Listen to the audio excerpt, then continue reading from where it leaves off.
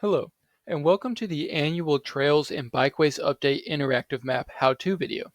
Each year, NCTCOG staff works with BPAC members and city staff to update the database of trails and bikeways in the region. This is your opportunity to review the trails and bikeways in your community and provide feedback on the segments that may need to be updated.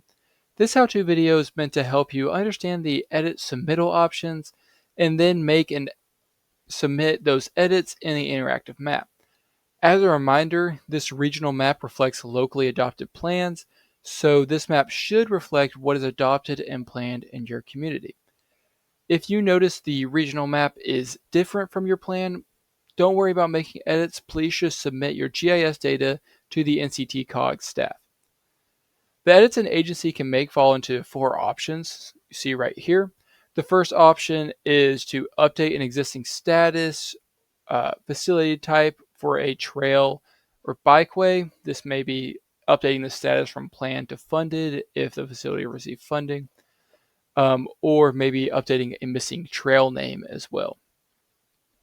The second option would be to revise a trail or bikeway alignment. If you need to realign a facility, please make sure that you also use the delete a trail/bikeway option to remove the old alignment. And then lastly, the fourth option would be to add a new trail or bikeway facility. So I quickly want to show you what this application is going to look like whenever you first open it. You will see a brief yet comprehensive set of instructions for the app, as well as contact information at the bottom should you have any general or technical questions.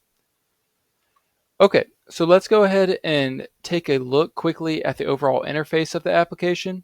You of course have your four options for editing a trail or bikeway, as well as the submit and edit button. There's also the main map interface, which we will take a look at. The first thing you may notice is that the NCTCOG bikeway network is missing. However, if you zoom further into the map, you will see the facilities appear. This allows you to zoom into your community without being overwhelmed by the entire regional network at a glance. You also have a legend right here that you can pop up, and it will tell you what all the symbology represents. You have a search tool, a reset button, and the home option, and this will actually show you the layers that are involved in the map.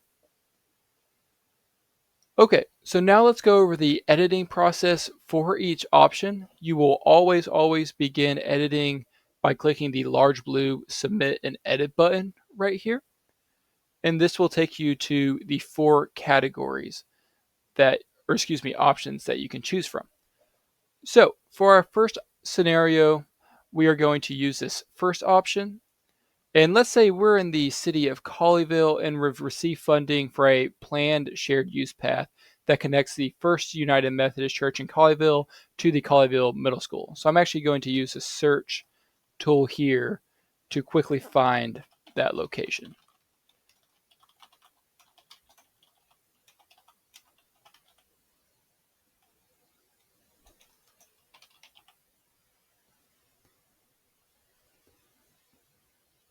Okay, so let's say that this is a new project and it has received funding.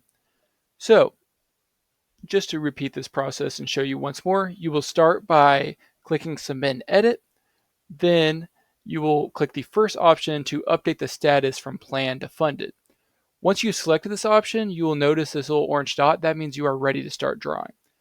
So being as thorough as possible, you will click to make points or vertices that represent your bikeway facility. Once I get done here, you will double click to finish. And once you've double clicked, you will notice two things. One, you will notice the attribute pane appears here, and you will also notice this little yellow box that is around your facility. This is so you can edit maybe the way the facility is drawn if you are not satisfied with the way it looks. But I am satisfied, so I'm now going to move on to filling out the attributes. So you can first see here that we have status. For our example, we are actually changing the status from existing to funded. Some of these options will say if changing. So for example, if this trail name is not changing, you do not need to fill out this section right here. Then you can make any comment you would like, leave your name, the agency you're representing, and an email address so we can contact you should we have any questions about the edit. Once you are finished, you can click the submit button here, and if at any point you would like to restart, you can always hit the cancel button right here, which we will do. Okay, so now let's move on to our second scenario where we will revise a trail or bikeway alignment. So for this, let's say that we are the city of Dallas and we had an alignment change near Wonderview Park.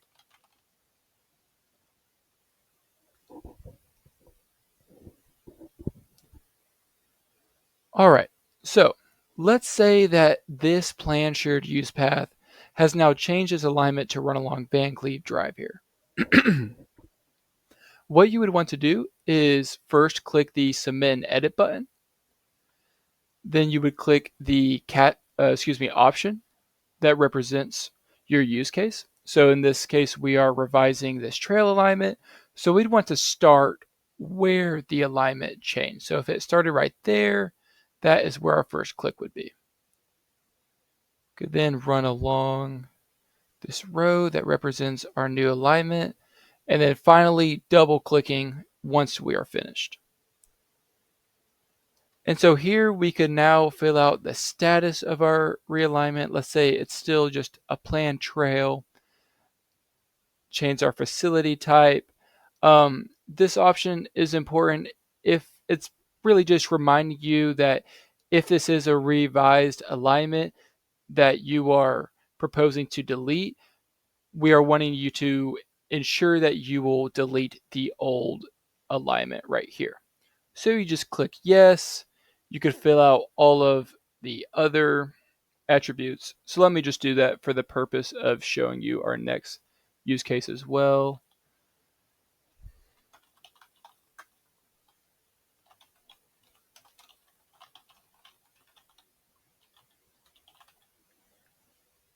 And obviously put your full name and any comments you might have, but I just want to show you the alignment coming into the map. So once you click submit, you will see that it is in the map application here. You can actually click on it to see the attributes pop up and ensure that everything is correct.